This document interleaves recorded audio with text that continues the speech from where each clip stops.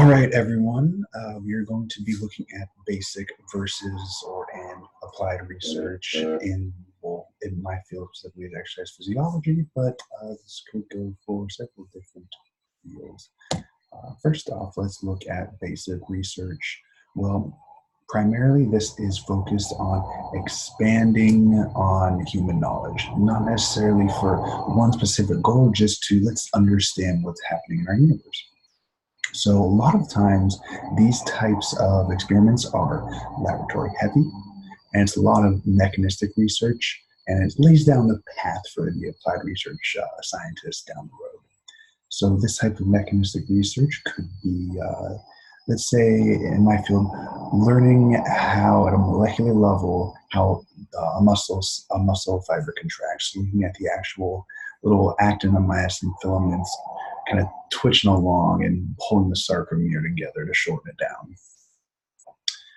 These types of subjects in these types of experiments are typically animal models or cell cultures. Both are very easy to control. Animal models, we can put them on whatever diet we want. We can make them run on a treadmill for how long we want. We can make them lift weights. You can, train rats to run a mile type thing. So that's pretty easy to do. Sometimes we can use human models. A little bit more difficult in certain situations because a lot of these people are free living, but it can happen.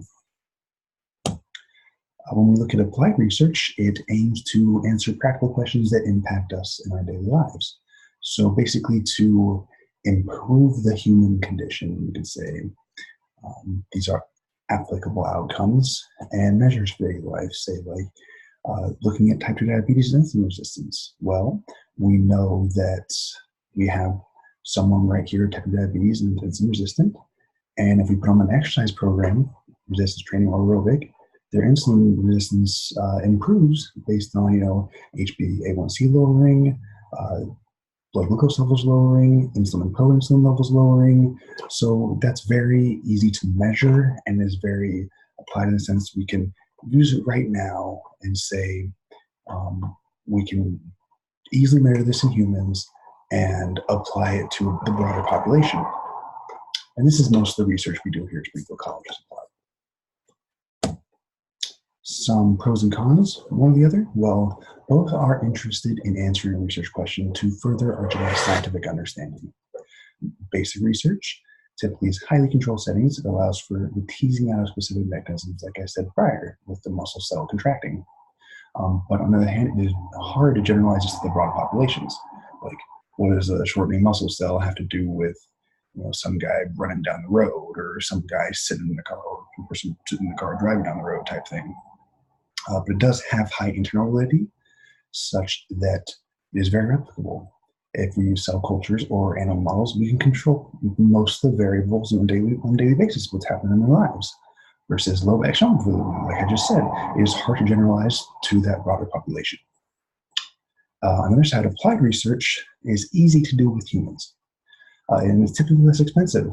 It can be done in the field with very minimal equipment used. And with this sense, there's very high external validity where we can apply it to the broader population, but low internal validity where it's very hard to, not very hard, but it's harder to replicate it in subsequent research studies.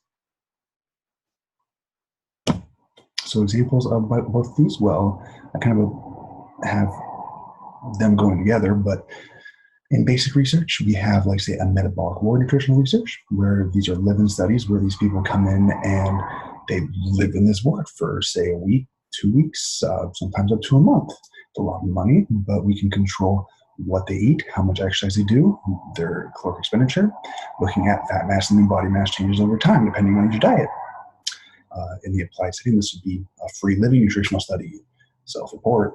So the issue with this is that we can have people overestimating or underestimating the caloric intake, which could lead to changes in lean body mass or fat mass, which aren't explained by their calorie load. In basic research, we have, say, studying fatigue and the mechanical components of the skeletal muscle. On the applied side, that would be Let's look at, like, say, changes in the body mass and fatigue in a given exercise, say the bench press. They're both studying fatigue in very two different contexts. One is very laboratory heavy, and one is very applied in the sense that you can do this in the field, say looking at like a 10 rep max or a percent of a given 1 rep max.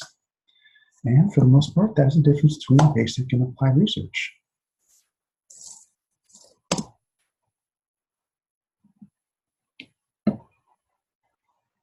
So